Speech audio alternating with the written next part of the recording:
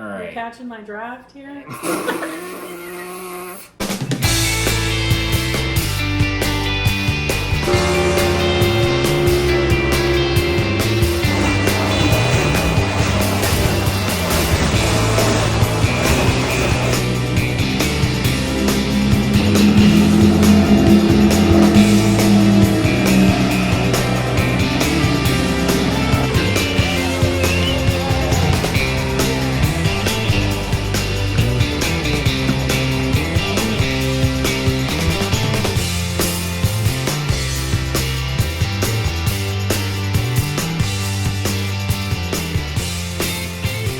What's going on, everybody, and welcome to the first ever episode of Splash and Go on the Catchin the Draft Channel. I'm Eben, and this is Kim, and we're going to talk about some NASCAR, and we're going to have some fun while doing it. Let's get down to business.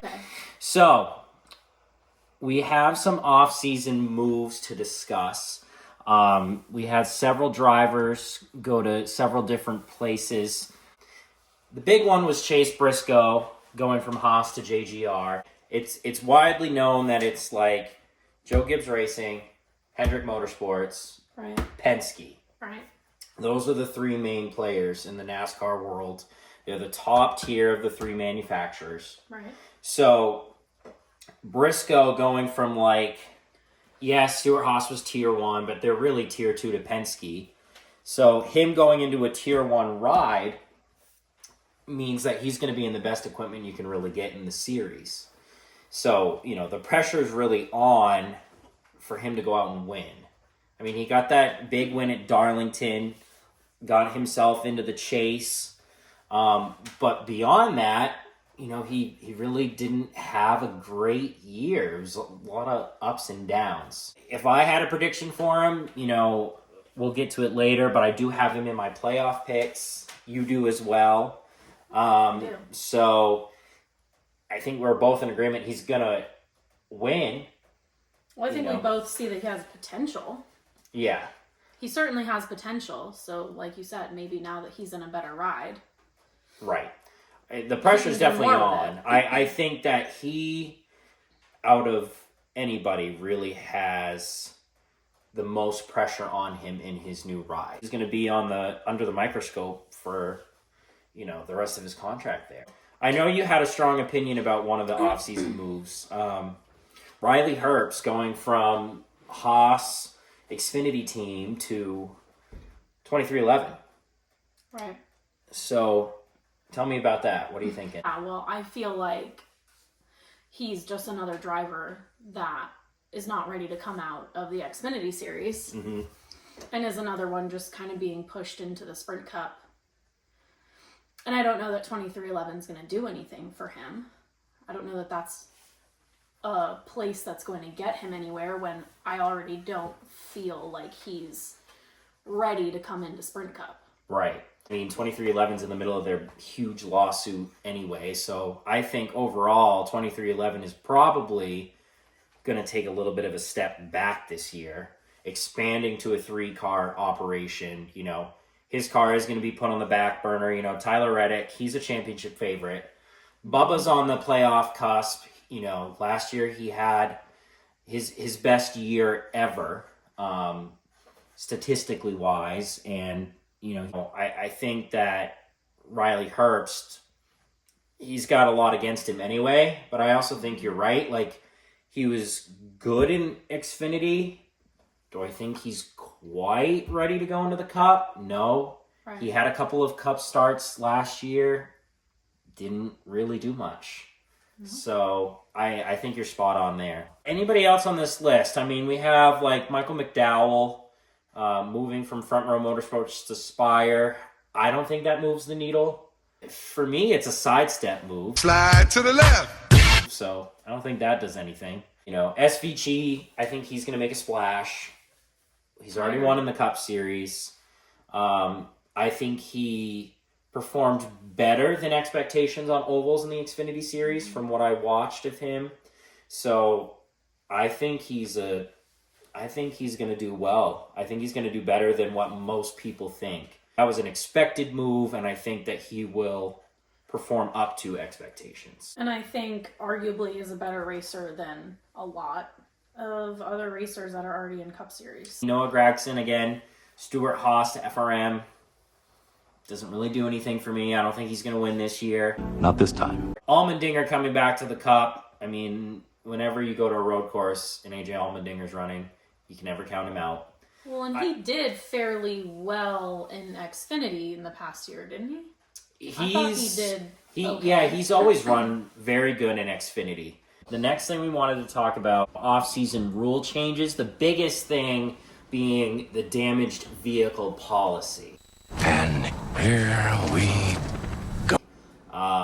Which we kind of have differing opinions on that a little bit as to the overall effect.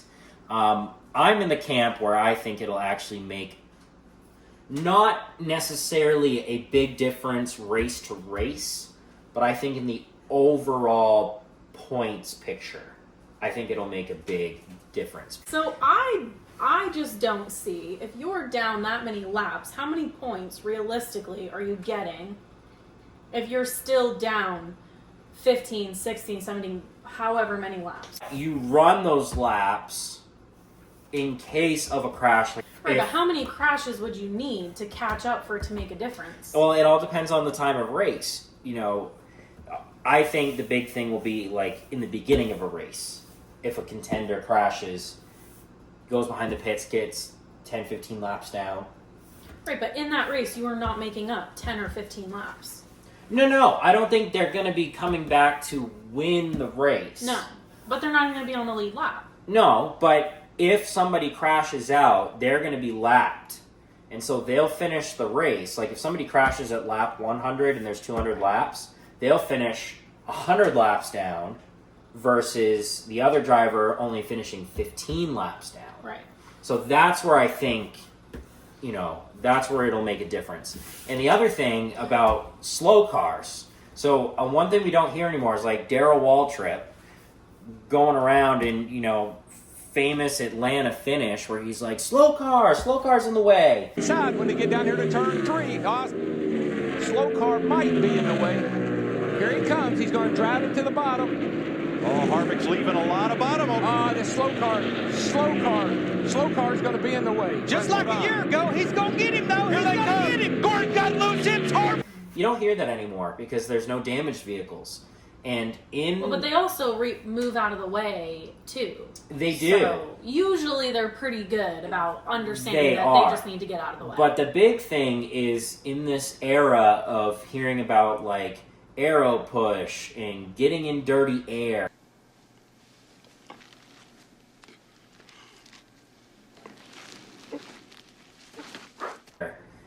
When a leader is coming around and second place is trying to catch up, the whole thing is that second place is in dirty air. He can't catch up. Well, when you have a slow car out there, there's certain parts of the lap where now that leader is in dirty air.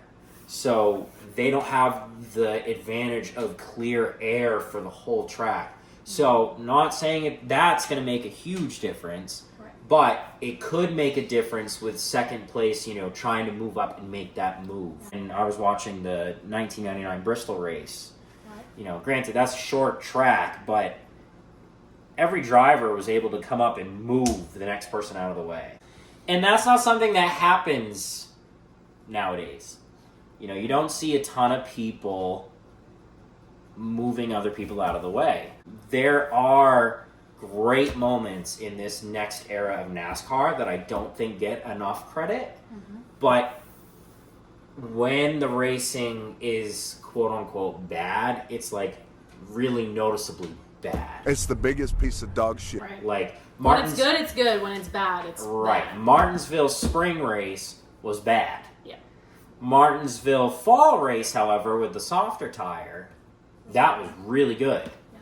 And I think that they are on the right track with going with a softer tire overall because the car's handles so good. They need something to happen that causes driver error. Right. There's the whole thing about let's put in more horsepower into the cars. I I would love to see more horsepower. I don't think it's necessary just yet. Oh, brother, this guy stinks! I think continuing to work towards a softer tire and a tire that wears out to require the driver more skill.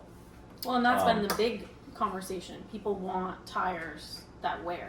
Right, and it's the whole thing is, how do you accomplish that? Do you add more horsepower? Do you take, air off the car where it drives worse so that you wear the tires out faster that way? I just think make a softer tire all the way around. I mean, old NASCAR tires went flat and blew up all the time. And I know that it's a bad thing for Goodyear and they don't want their tires blown up, but it's racing.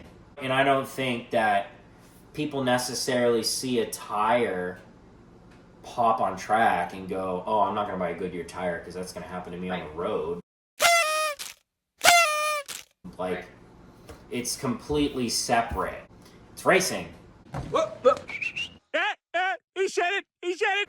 So, I mean, I get it, but also, like, come on now. Hit me, baby, one more time. It's racing. Completely different scenario. So one thing that we're going to do on this channel throughout the year is we're going to follow the standings, but if they were OG Winston Cup standings. Say what? Say what? So what we're going to do today is we're going to review how the standings would have ended up last year at the end of 2024 to see who would have been the champion. Where did the actual champion Joey Logano wind up? Well, let's just quickly review how the standings actually shook out. Your final four was Logano, Blaney, Byron! Who? Byron! Who? Byron! Reddick. Christopher Bell was right outside of that. Then we had Larson in 6th, Elliott 7th, Hamlin 8th, Bowman 9th, Truex Jr. 10th, Cindric 11th, Suarez 12th, Keselowski 13th, Briscoe 14th, Gibbs and Burton 15 and 16 respectively. The one thing that I did think was cool about going through the standings and putting them into Winston Cup times was I was able to really see how a driver actually performed throughout the year. Champion Joey Logano. You really about to do it? 13th. Oh, yes, I do. And this is what people are up in arms about. They're saying he's not a deserving champion. He didn't have a great season, and the list goes on and on. In ways he didn't have a great season. He kind of happened to luck out. But there were a lot of times at the beginning where he was getting wrecked out and he wasn't finishing well. So I'll agree with that. Yeah, no, it wasn't a great season for Logano. It worked out for him in the end. But. Right. So, in the old points, it doesn't work for him because the old points really rewarded consistency, not winning. Yep. And that's why the points got changed in the first place, was because Matt Kenseth in 2003 won the championship and only won one race. And so people were wanting to reward winners more. I think it was like Ryan Newman won like 7 or 8 times that year. But he also had a Joey Logano type season where he had a lot of races where he wrecked and finished poorly. But yeah, Logano coming in at 13th. Bubba Wallace, surprisingly, was up in 12th. Keselowski 11th, and then we'll kind of speed up here going into the top 10.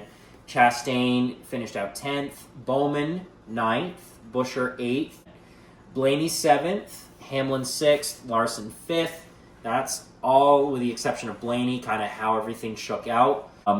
Then we have the top 4. Byron! Who? Byron! Who? Byron! Heyman in 4th, Tyler Reddick 3rd, Chase Elliott 2nd, and the champion was Christopher Bell. Patrick, this trophy's for you!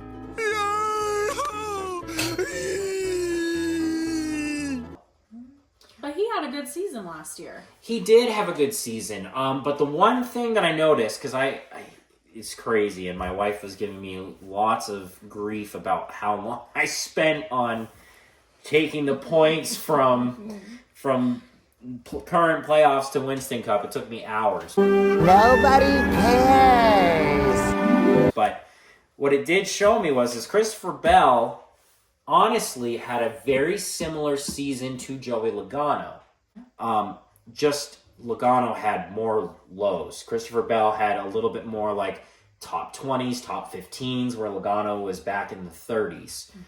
And then Christopher Bell at the end, he had like second place, third place, second place, third place. Like he just was able to be super consistent, run top 5 for like the last 5 or 6 races, and that's what ultimately pushed him into the points win.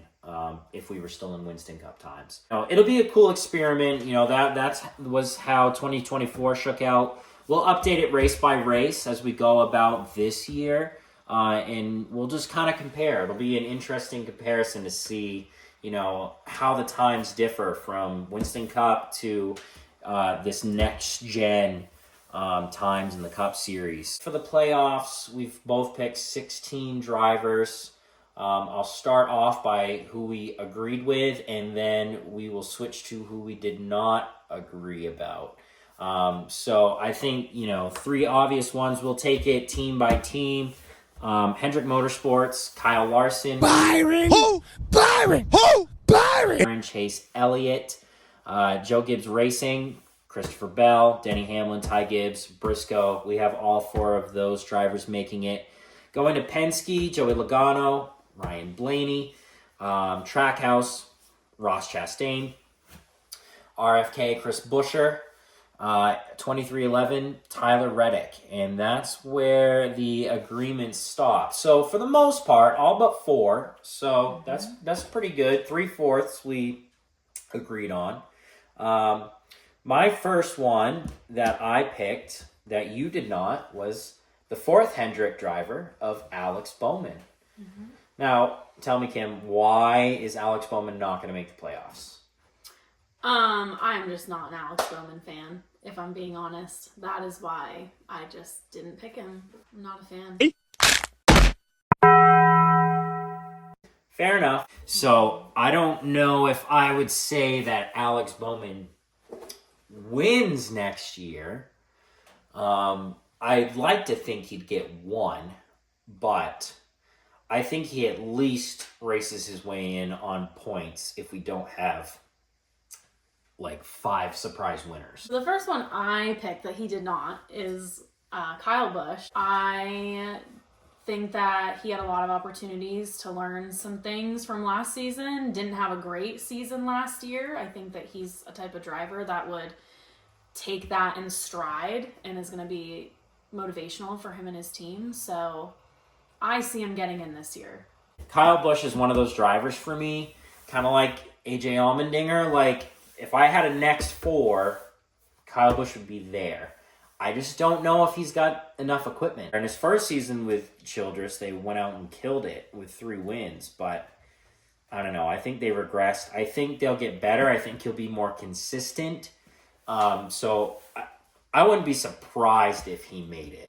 My next one was Shane Van Gisbergen, SVG. And the only reason why I have SVG in his rookie season is the fact that there is, I think, 5 road courses on the NASCAR Cup schedule.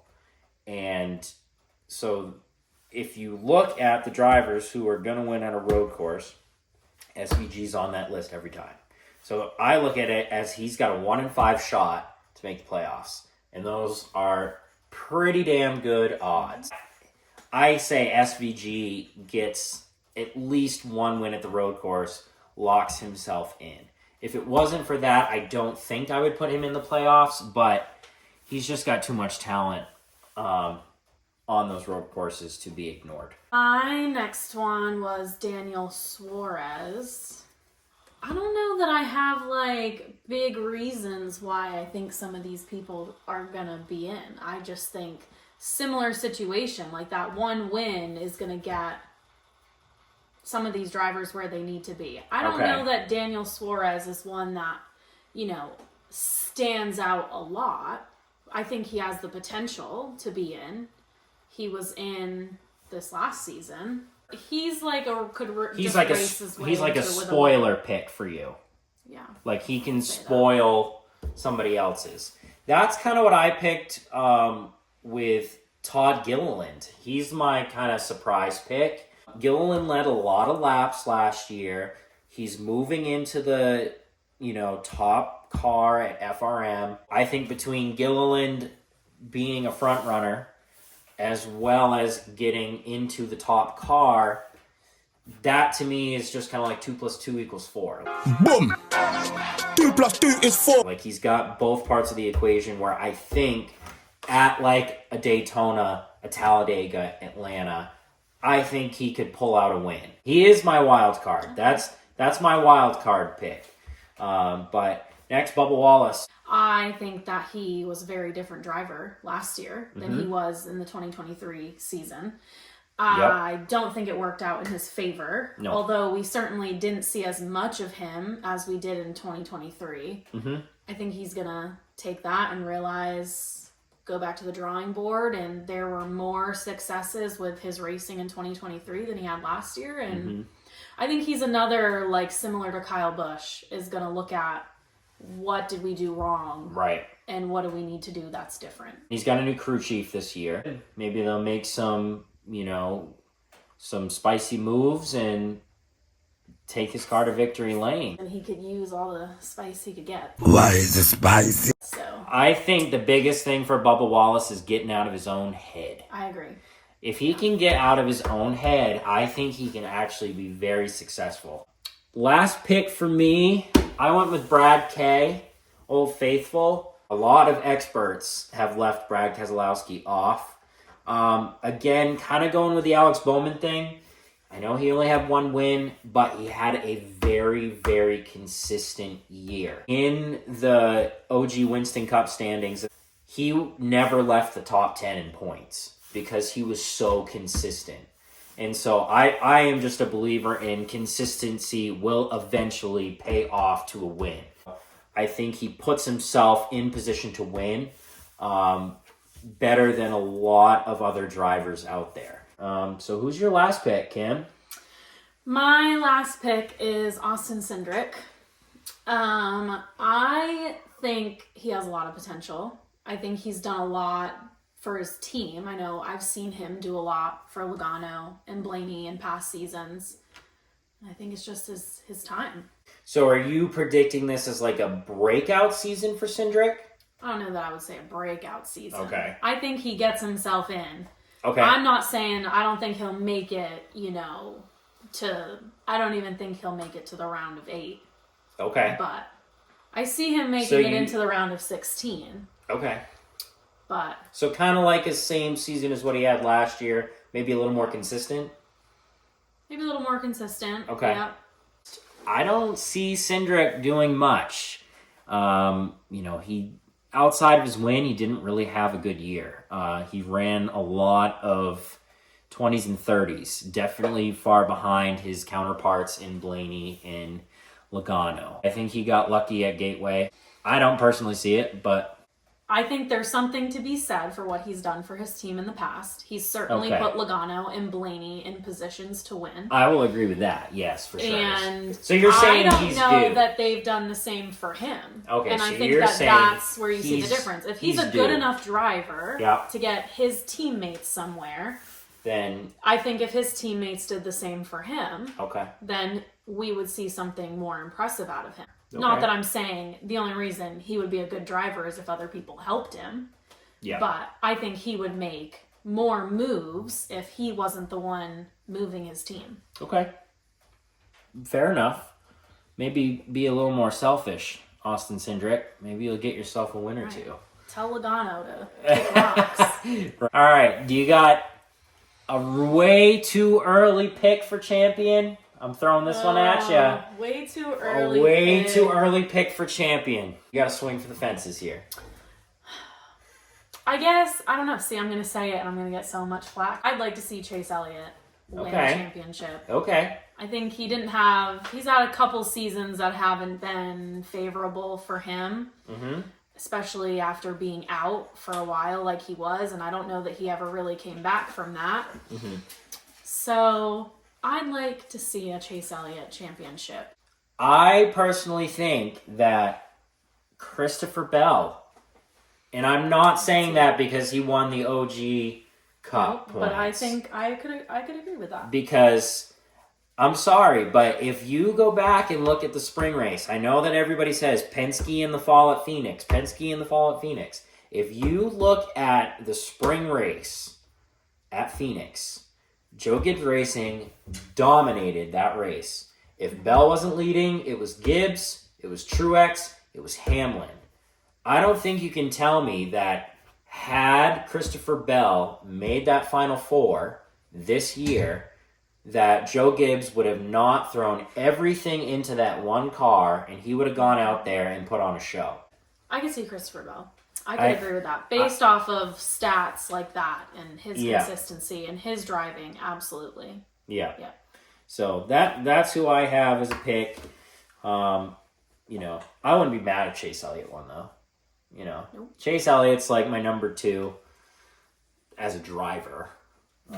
I mean, I do have a Oh, here we go. Chase Elliott, Bill Elliott, dual sign diecast. Wow. But I gotta throw that in there. Had to. Yeah, Had to have exactly. it. Looking forward to Daytona. Daytona's coming up this next week. I know I'm excited. I know you're excited. NASCAR's finally back. I know we had Bowman Gray, but this is back. right, We're back. exactly. We are back. Back again. Shady's back. Tell a friend. I would ask you if you had a favorite to win Daytona. Daytona's just a madhouse. I know that we just watched the madhouse, but Daytona is just wild. Anything can happen at Daytona. You never know who's going to be out by the end of it, who's going to be in, who's got a clean race car. We're going to see plenty of bad pushes. Kim's favorite thing. It's my biggest pet peeve is the bad push. Bad pushes. Yeah. Push it to the limit. They're just far too common at the big speedways, so. They are far too common. We're not a fan of it on this channel. No. And some people are like, oh, well, it's exciting, there's wrecks and blah, blah, blah, blah, blah. If you're a race fan, you don't want to see that. You know, the bumps and the taking the air off of somebody, that's one thing. But a huge wreck from a stupid push is the most frustrating thing. Not cool, dudes. Well, guys, hope you enjoyed the first episode of Splash and Go on the Catchin the Draft channel. It's been a lot of fun. We're hoping to make a lot more content. Let us know down in the comments what you want to see for content. We plan on doing the Splash and Go series every week, kind of recapping the race, looking forward to the next race, maybe taking on some hot topics in the sport. But we plan to do a lot more. But we want to know what you want to see. And we'll try our best to do it. So thanks guys for watching, and we'll see you next time on Catchin the Draft.